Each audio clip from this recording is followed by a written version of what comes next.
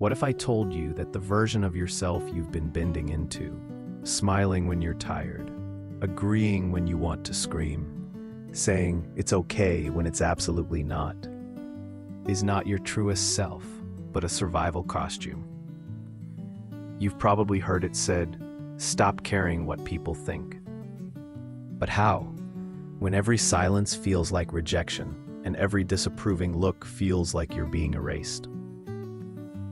If you're someone who constantly puts others' needs before your own, not out of love, but out of fear of not being liked, of being misunderstood, of being alone, then this video is for you. We're going to talk about the quiet burden that so many of us carry, people-pleasing. Why we do it, where it comes from, and most importantly, how to stop. By the end of this video, you won't just understand the roots of this mental trap, you'll have tools to unlearn it. We'll build something far stronger in its place, real self-worth. Not the kind that waits for compliments to feel good, but the kind that stands tall even when no one is clapping. Let me tell you a story. When I was in high school, I had this one friend, let's call her Maya. She was the kind of person everyone liked. Always smiling, always helping. She'd drop everything to help you with your homework. Say yes to every plan, even when she was exhausted. Everyone adored her. But I remember one afternoon, I found her alone behind the auditorium, crying. She said, "I'm so tired that if I stop being this person, I'm scared no one will want me around."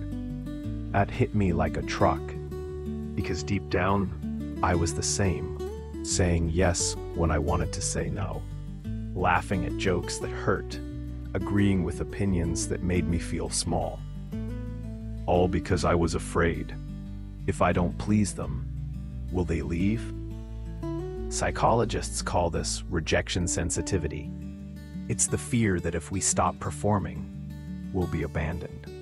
So we become shapeshifters, mirrors. We reflect what others want to see. But the cost?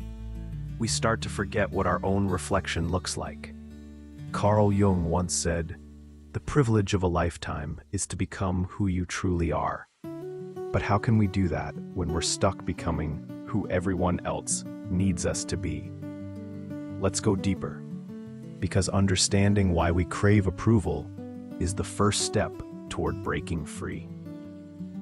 So, why do we become people pleasers? At its core, people pleasing isn't about kindness, it's about survival. Somewhere along the line we learned, if I'm useful, I'll be loved.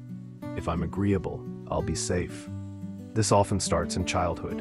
Maybe you had a parent whose mood you had to manage, or a teacher who only praised you when you were the good one.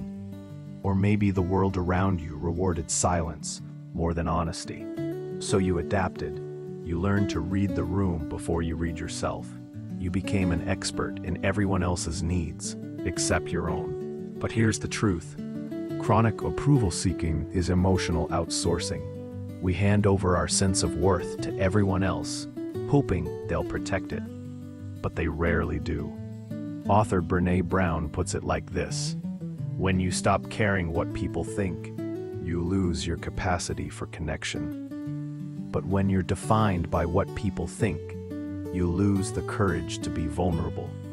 This is the tightrope we walk, the need for connection versus the fear of rejection.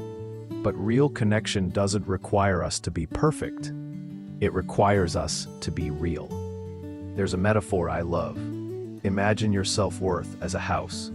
If it's built entirely from other people's bricks, their opinions, praise, validation, then it's never truly yours. The wind of one negative comment can blow it down.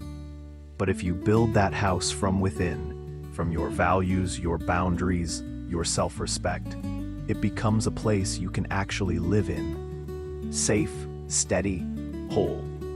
Carl Jung also said, "I am not what happened to me. I am what I choose to become." You don't have to keep choosing the mask. You can choose to rebuild, not to be liked, but to be you. So how do we stop needing validation from others? Here are 3 powerful shifts to start making. First, learn to disappoint others lovingly. You are allowed to say no without being mean. You are allowed to protect your time, energy, and peace. The first time you say no to someone's unreasonable expectations, your body might panic. But that's not guilt, that's growth. Try this sentence: I care about you, but I need to honor my limits. That's not selfish, that's self-respect. Second, practice internal validation. Start asking yourself, do I approve of this decision? Do I respect how I showed up? Not, did they like me? After conversations or actions, do a quick self-check. Did I speak truthfully? Did I act with integrity? Let you be the mirror, not them. Third, journal your true self. Each morning, write 1 page answering, what do I actually want today? Not what your parents want. Not what your followers expect. You. This might feel weird at first. That's okay. For a long time, you've been silencing your own voice. It takes time to trust it again. But the more you listen to it, the louder it gets. And over time, that voice becomes your compass. Remember, people-pleasing is not kindness. It's self-erasure. And the more you try to be everything to everyone, the more invisible you become to yourself. Start choosing you, 1 moment at a time. So, one day, someone's going to misunderstand you. They're going to judge you, dislike you, talk about you behind your back. And you'll survive. You'll breathe. You'll go home. You'll sit in your own stillness, and you'll realize their approval was never your oxygen. You were breathing just fine before it. You were not born to be palatable. You were born to be powerful. You're allowed to be loud when it matters. Soft when you choose. Brave even when your voice shakes. You're allowed to take up space without apologizing. Your existence is not a negotiation. And your worth? It doesn't get built in someone else's gaze. Build it yourself, brick by brick, word by word, choice by choice. The world doesn't need more perfect people. It needs more real ones. Let this be the moment you stop begging for permission and start reclaiming your identity. You were never meant to shrink just to fit someone else's comfort. Let them misunderstand you. Let them be uncomfortable. You just keep becoming. If this message stirred something in you, if you felt seen even for a second, then you're not alone. We're all learning how to come home to ourselves, to stop performing and start living. In the comments, I want to hear from you. What's one area in your life where you've been a people pleaser? And what's one step you're taking today to choose yourself instead?